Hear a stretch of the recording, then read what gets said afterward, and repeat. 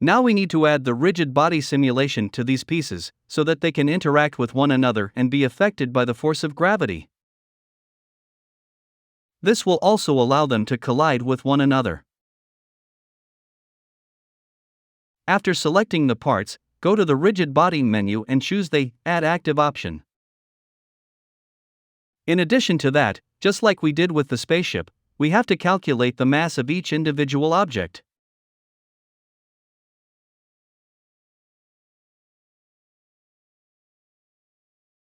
But when we start the simulation, the pieces behave as if they are exploding, but in reality, they should just fall down. In a few moments, we'll examine possible solutions to this problem. Now, let's proceed in the same manner with the sphere and the structure made of wire frames. Make sure that you have all of the objects of the collection selected, and then add the simulation.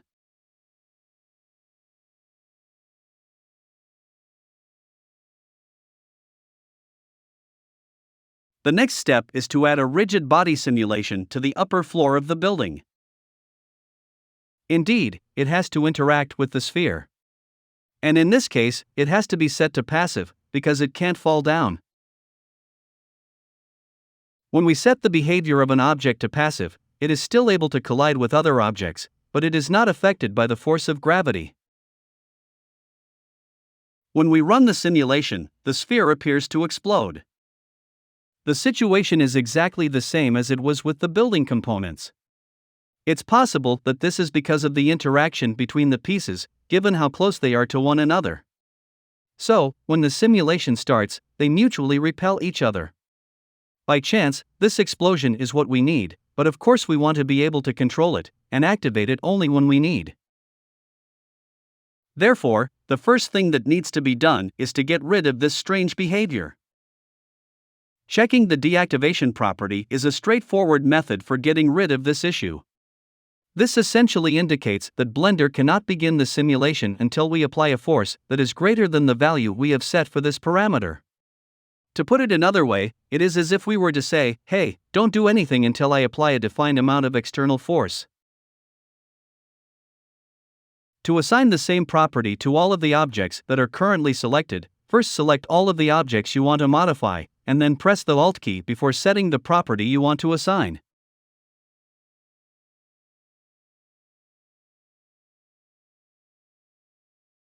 Let's begin the simulation now. As can be seen, the objects remain in their correct positions. Let's proceed in the same manner with the remaining pieces as well.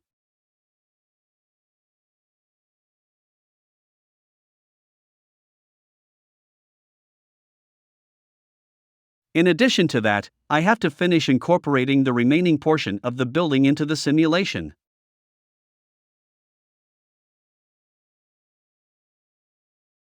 The pieces still have a chance of exploding in some very odd circumstances.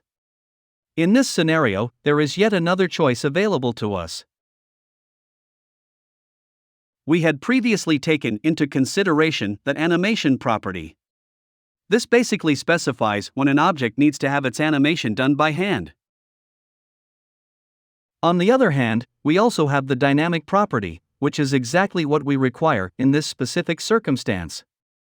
The value of this determines whether or not an object should take part in the simulation. We therefore have the ability to animate this property.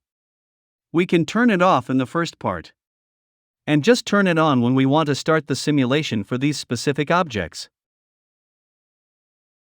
Well, the next step is to make the ball explode, and the upper part of the palace break when the spaceship hits the building.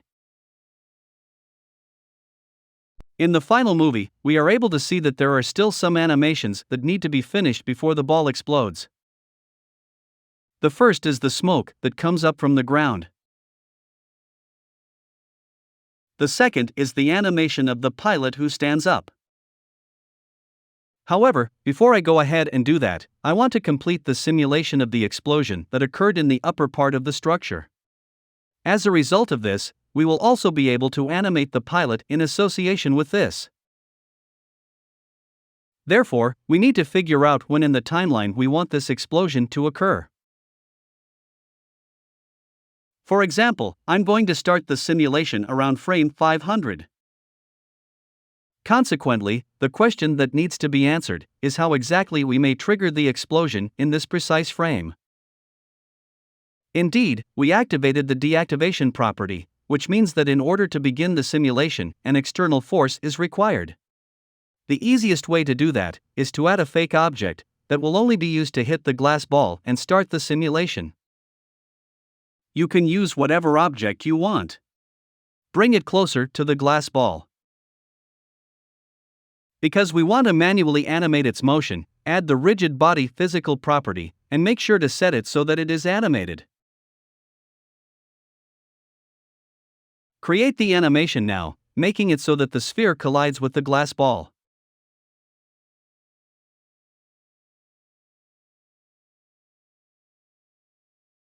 The explosion will be triggered as a result of this impact. However, if we start the animation, there will be no effect. And this is due to the fact that, as was pointed out earlier, whenever we work with simulations, we are required to start them from the very beginning of the timeline. Therefore, I baked the simulation entirely, and the end result is shown here.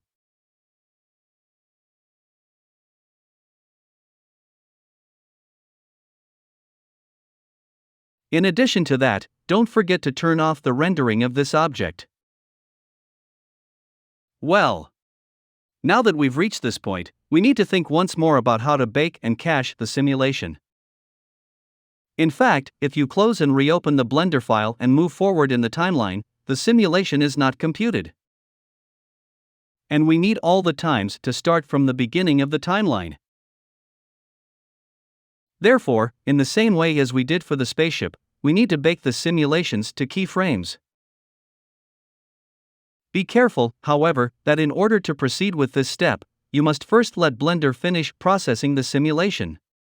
And this can be accomplished by either starting over with the timeline and playing from the beginning, or by selecting the Rigid Body World tab and selecting the Bake option. If you don't do it, and the simulation hasn't been calculated yet, the Bake to Keyframes operation will be unsuccessful. Consequently, I get started with the baking. Also, keep in mind that I only calculated the simulation up to frame 620 in order to make the process go more quickly.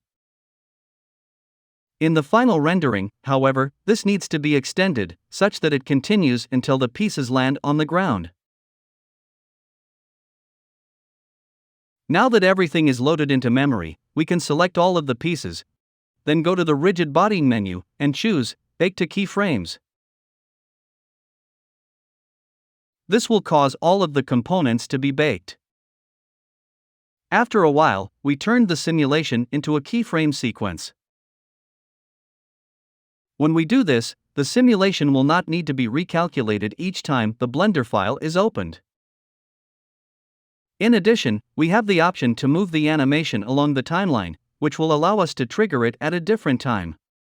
For instance, I may select all of these pieces, and then, by clicking the G key in the timeline, I can move the start point forward or backward. And because of this, we have a greater amount of freedom. For instance, I have the option of detonating the outer wireframe portion of the ball before I shatter the internal glass. When we add the animation of the pilot, we'll also be able to precisely adjust the timing of the simulation in relation to him. As for the spaceship, you should only do that when you are happy with the animation. We have a quick issue involving the spaceship that needs to be resolved before we can proceed. If you remember, the animation of the spaceship was linked to this empty object. The issue is that, after baking the simulation of the separate components of the spaceship, these objects continue to be connected to the empty. Because of this, they continue to move with the same rolling motion as the empty object. And we don't want this, of course.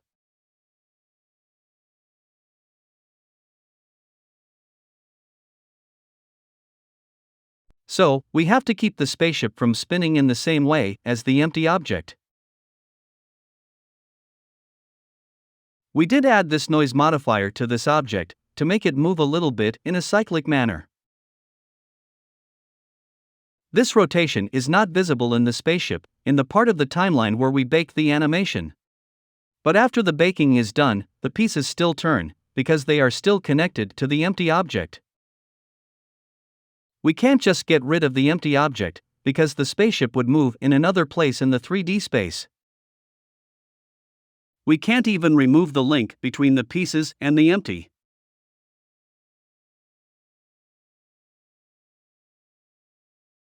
So, we can do that in two ways. First, we could animate the curve of the empty object in the graph editor to lower the strength to 0. But unfortunately, we can't add a keyframe to the function's properties. Another option would be to reduce the frame range of the modifier, so that it stops when the baking of the keyframes ends. But if we look more closely, we can see that when the function is over, the pieces move just a little bit. So, I found that the best way to do it is to turn the empty object's animation into keyframes, and then delete the keyframes I don't need. Choose Bake Action from the menu. The animation of the empty object is now a sequence of keyframes. Choose the keyframes in the timeline and delete them. So we found a solution.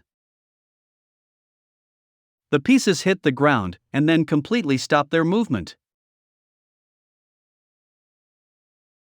I made a few small changes to the scene before starting the smoke simulation. First, I also baked the simulation of the building's particles. I'll also bake the animation of the rocks that are made when the impact happens. So, open the related particle system and make the disk baking.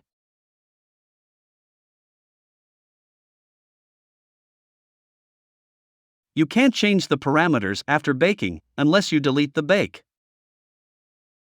Well, we need to set up the scene for the next simulations now.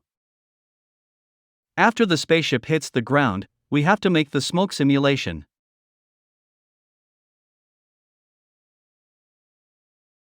The fire and smoke from the glass ball exploding. And the liquid simulation of the pieces that fall into the water. So, we have many simulations. This means that a lot of memory and processing power are needed. The best way to handle this is to split our scene into multiple files and run a single simulation for each file. So, we'll have a Blender file to handle the simulation of smoke, another one for the explosion, and another for the simulation of liquid. I added this particle system with a lot of rocks to the environment. This makes the environment feel more natural. Let's look at how to do it quickly. We can use a particle system to add a lot of objects on top of a surface, or another object, like in this case. Let's add a new particle system and choose the surface we want, which is the ground in this case. In this case, though, choose hair as the type. In this way, the particles are not emitted as in the previous simulation we saw, but they are scattered all over the surface. We can now set how many particles we want. Their distribution. For a more natural look, it's always a good idea to set it to random. We don't need either the dynamic or velocity properties. But I want to change the rotation property because it makes the rocks look different. By making the randomize property greater, the rocks move around in a random way.